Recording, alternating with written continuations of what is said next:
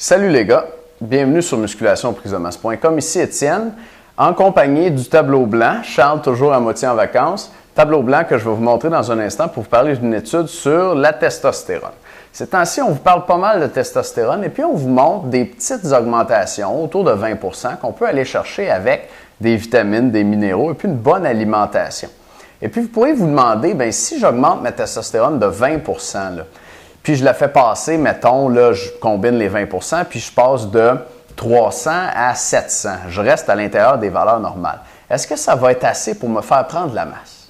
Parce qu'on sait que les culturistes qui s'injectent la testostérone, eux, leur concentration va chercher dans le 3, 4, 5 000 nanogrammes par décilitre, puis ils sont loin au-dessus du maximum de 1000 nanogrammes par décilitre qu'on va chercher naturellement.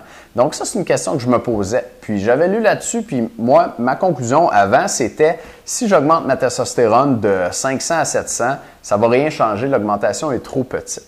Bien, pour répondre à cette question-là, j'ai fait d'autres recherches, puis je vous présente une des études que j'ai trouvées aujourd'hui. La référence va être en dessous du vidéo. La voici, puis les détails sont sur le tableau blanc qui est là, que je vais vous montrer dans un instant. C'est une étude de Christina Wang.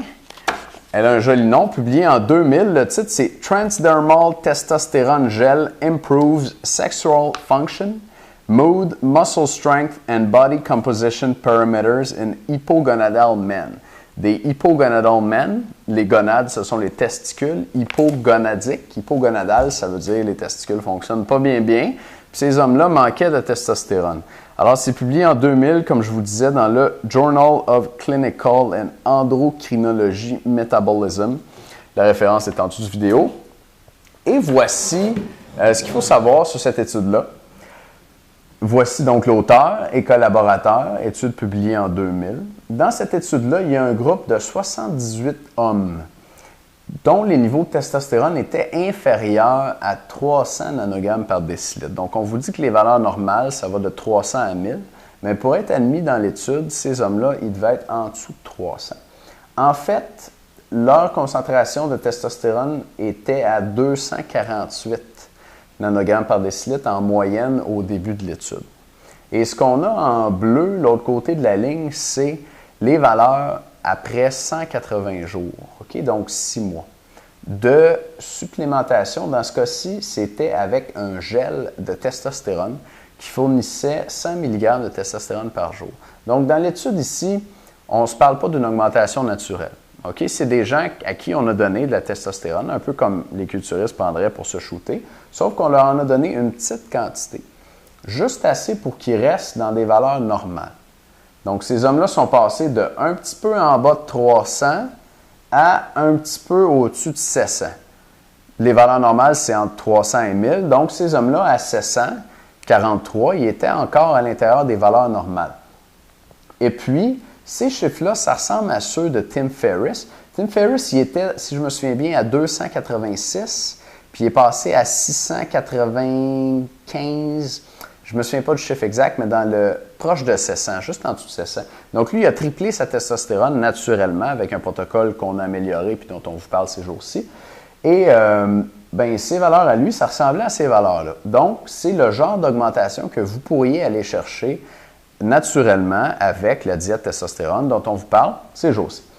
Alors, eux, ils ne l'ont pas fait avec la diète testostérone. Je veux que ça soit très clair. Ils l'ont fait avec un gel qui contenait de la testostérone, donc un médicament. Mais vous pourriez le faire avec votre alimentation. Donc, qu'est-ce qui s'est passé à ces 78 hommes-là dans l'étude après 180 jours? Bien, il y a plusieurs choses qui se sont passées, puis ça nous montre bien que la testostérone, ça influence pas juste la masse musculaire. Les auteurs de l'étude ont mesuré un paquet d'affaires.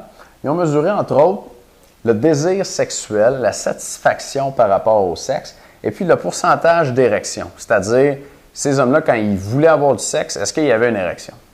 Et parce que comme leur testostérone était faible avant, mais ça n'arrivait pas toujours. Et puis, pour l'ensemble de ces valeurs-là, il y a une augmentation dans toutes les catégories. Donc, effectivement, la testostérone, ça influencerait la sexualité. Deuxième chose, les auteurs ont mesuré la force des participants au leg press et puis au bench press. Donc, au leg press, on a vu une augmentation de 28 livres sur une répétition maximale. Et au bench press, on a vu une augmentation de 6,38 livres. Ça, c'est du monde qui ne s'entraînait pas là, en passant. Fait que juste en augmentant leur testostérone sans faire d'exercice, ils sont devenus plus forts au leg press et au bench press. On sait que la testostérone, ça a un effet synergique avec l'entraînement en musculation. Donc, si ces hommes-là s'étaient entraînés, ils auraient pris beaucoup plus de force encore. Mais vous imaginez, là, ils sont restés assis sur leur divan, puis ils ont gagné 28 livres au leg press, puis 6,38 livres au bench press. Qu'est-ce qui s'est passé avec leur humeur? Bien, elle s'est améliorée. Donc, dans l'étude, ils mesuraient le positive mood, donc de bonne humeur, puis le negative mood, donc de mauvaise humeur. Et puis, l'humeur positive, ça, c'est rapporté, auto-déclaré par les sujets. C'est-à-dire, ils vont vous donner un chiffre de 1 à 7. Je suis de bonne humeur? 1, 2, 3, 4 sur 7. Je suis de bonne humeur à 4 sur 7. Puis, ils vont vous donner un chiffre sur la mauvaise humeur. Est-ce que j'ai des mauvaises humeurs ces temps-ci? Ils vous donnent un chiffre sur 7 au début, puis à la fin de l'étude. Puis, à la fin de l'étude, les gens étaient plus de bonne humeur, puis étaient moins de mauvaise humeur grâce à la testostérone. Finalement, le chiffre qui nous intéresse, c'est ce qui s'est passé avec leur masse musculaire. Ces hommes-là ont gagné 7,32 livres de masse musculaire, de masse maigre, en 6 mois, en passant de 2,48 à 743 nanogrammes par décilitre de concentration de testostérone. Donc, en augmentant leur testostérone à l'intérieur des valeurs normales, ils ont pris 7,32 livres de masse musculaire, de muscle, principalement. Donc, ce chiffre-là, 7,32, c'est un chiffre qui va revenir, dont on va parler dans notre publicité pour la diète testostérone. Ce n'est pas un chiffre qu'on a inventé, c'est vraiment un chiffre qui vient de l'étude de Christina Wang ici, avec des vrais hommes là, à qui on a donné, dans ce cas-ci, un médicament pour augmenter leur testostérone à l'intérieur des valeurs normales. Ça, c'est très important parce que vous pourriez augmenter votre testostérone à l'intérieur des valeurs normales, puis vous pourriez aller chercher là, des bienfaits pour votre santé, comme on a vu dans cette étude-là, et vous pourriez prendre jusqu'à 7,32 livres de masse musculaire. Si vous avez des questions, gênez-vous pas pour me mettre ça dans les commentaires en dessous de vidéo. Cette semaine, c'est la première semaine de septembre et pour bien des gens, on commence à s'entraîner sérieusement en septembre. Si vous voulez essayer notre programme d'entraînement qui augmente le testostérone, qui va venir avec la diète testostérone, inscrivez-vous donc au club du programme du mois. C'est gratuit ce mois-ci. On vous laisse l'essayer. C'est une promotion spéciale. Ça vous coûte juste 1 $ de frais de transaction. On pense que si vous essayez notre club du programme du mois, vous allez vouloir rester parce que vous allez aimer les programmes et vous allez aimer les réponses vidéo qu'on vous donne à vos questions. En devenant membre, on vous garantit une réponse vidéo en 10 jours.